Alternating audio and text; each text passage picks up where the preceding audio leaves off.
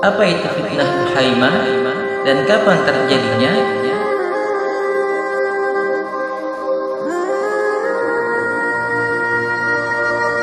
Rasulullah SAW bersabda, kemudian fitnah Duhaimah besar dan bencana yang membabi buta, tidak menyisakan seorang pun dari umat ini, kecuali fitnah ini menamparnya dengan sebenar-benar tamparan. Ketika dikatakan fitnah ini sudah berlalu, kenyataannya fitnah ini terus saja berlangsung. Ketika itu seseorang memasuki waktu pagi sebagai orang yang beriman, tetapi memasuki waktu sore sudah menjadi orang kafir. Manusia menjadi dua kelompok, kelompok iman yang tidak ada kemunafikan padanya, dan kelompok munafik yang tidak ada iman padanya. Apabila seperti itu keadaan kalian, maka kalian tunggulah Dajjal pada hari itu atau esok harinya. Hadis riwayat Abu Daud.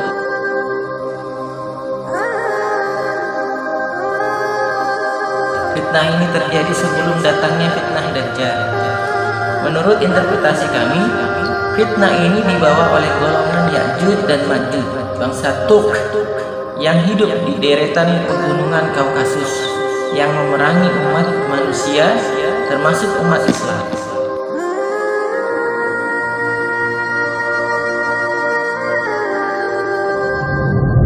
Pertama kali fitnah Duhaimah ini muncul adalah di penghujung masa Mulkan Adon, yaitu pada saat tentara Mongol atau Tatar di bawah pimpinan Genghis Khan tak menguasai dunia Islam. Mereka membantai dengan membabi buta dan memulai era kegelapan yang tidak hanya menghancurkan fisik namun juga menghancurkan keimanan, yaitu dengan memaksakan sebuah hukum buatan dari kitab Ilyasik atau Iyasa yang dikarang oleh Genghis Khan. Kitab Undang-Undang Ilyasik disusun oleh Genghis Khan dengan mengambil dan menggabungkan nilai-nilai Islam, kemudian dari Nasrani, Yahudi, dan buah pikiran Genghis Khan sendiri. Walaupun kerajaan Tatar akhirnya mengklaim diri mereka menganut Islam, namun para ulama Islam seperti Ibnu Taimiyah mengatakan bangsa Tatar dan pengikutnya adalah kafir dan wajib diperangi karena berhukum dengan hukum kafir, yaitu Ilyasik.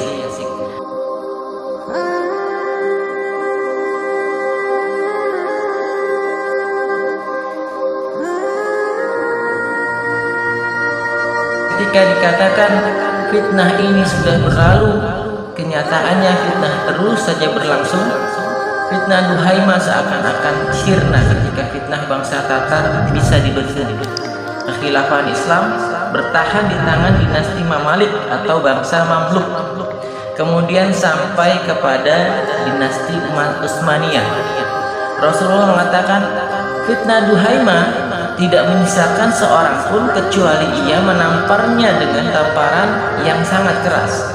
Maksudnya sabda Rasulullah ini belum terrealisasi pada masa berkuasanya bangsa Tatar.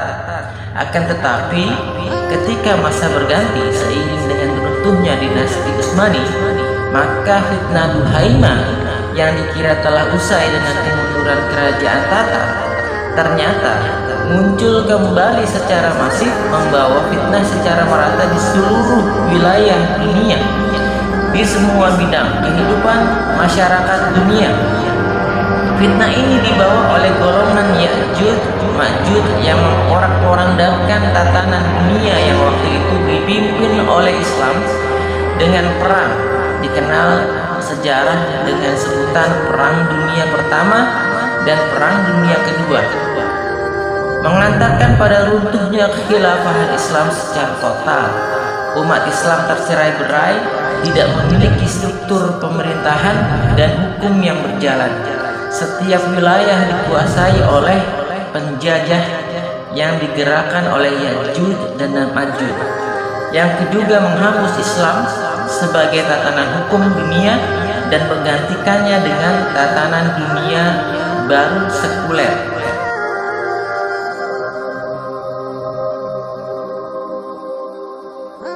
Setiap lini kehidupan pada masa ini, ekonominya riba, pendidikannya berbasis sekuler, kesehatannya menghalalkan yang haram, dan sebagainya. Di masa ini juga muncul berbagai din atau agama baru yang berporos pada sekularitas seperti nasionalisme, demokrasi, komunisme. Itu semua dianggap sebagai sebuah pegangan dan pedoman hidup baru yang lebih diterima oleh tatanan dunia baru ini. Sehingga di dalam fitnah ini tidak ada muslim yang selamat, kecuali ia dipaksa mengiyakan aturan sistem yang berlaku dalam tatanan dunia sekuler yang dibentuk oleh Ya'juj dan Ma'juj.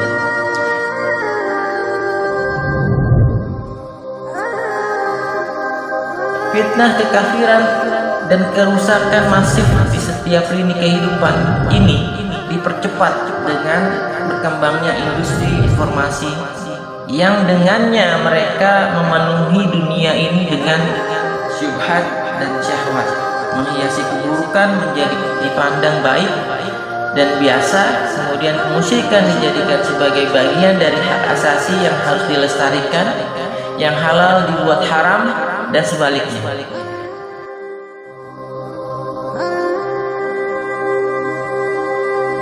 Akibatnya, seorang yang tadi pagi harinya beriman bisa secara tidak sadar menjadi kafir pada sore harinya, dan orang yang sore harinya beriman bisa menjadi kafir pagi harinya secara tidak sadar.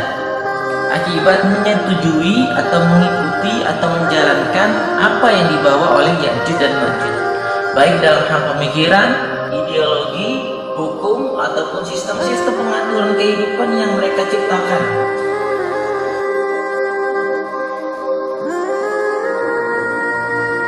Fitnah Duhaimah ini pun memuncak dengan dideklarasikannya perang global melawan Islam dengan dalih perang melawan terorisme. Dengan ini, tidak satu pun umat Islam yang tidak tertampar.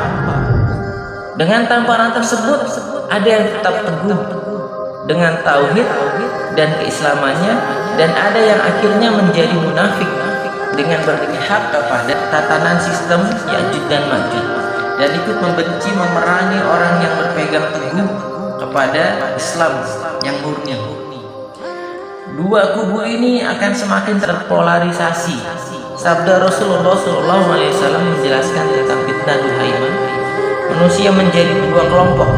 Kelompok iman tidak ada kemunafikan padanya, dan kelompok munafik yang tiada iman padanya.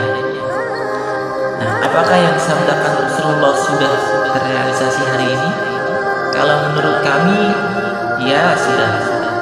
Kemudian Rasulullah bersabda, apabila seperti itu keadaan kalian, maka kalian tunggulah Dajjal pada hari itu atau esok harinya. Inilah fitnah yang mendahului Al-Mahdi dan Ad-Dajjal, dan apabila semua fitnah besar telah terpenuhi di zaman kita, maka tandanya kita sedang menunggu sebentar lagi Al-Mahdi dan Ad-Dajjal akan segera muncul. Bersiaplah wahai kaum muslimin, bersiaplah.